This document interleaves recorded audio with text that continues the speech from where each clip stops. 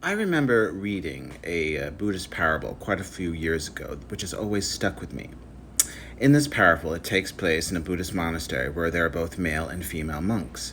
Now, there is one female monk there who has reached nirvana. She has reached enlightenment, but she also happens to be very beautiful.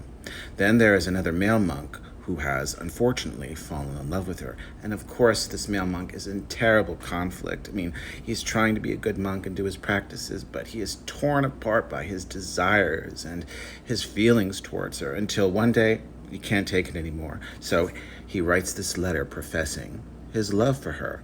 Now, the female Buddhist monk looks at this and does something very interesting. When they are all in a group circle with all the other monks, she points to him and says, "If you love me, then come to me." And the male monk shrinks back in embarrassment and shame by being called out like that. And interestingly enough, the parable ends there. But I think it ends there for a particular reason, because it wants the reader to contemplate and meditate and inquire about what that, moral of that story could mean. Well, I think it has two meanings. Number one, she did not mean to embarrass or humiliate the monk for calling him out that way. That was her way of confronting him, confronting his conflict, confronting his inner turmoil, because where he was simply where he was. If you are in a place of inner turmoil, that's where you are. That's where you start from.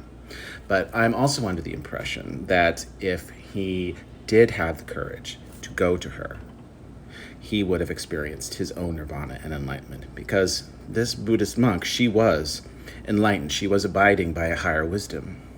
And I think that's a good moral to that story, because the modern day master, Adyashanti, said it best: to embrace a thing is to transform a thing. When we completely and utterly embrace our conflict, our inner conflict, when we completely embrace and accept our inner turmoil and don't hide from it, we transform it.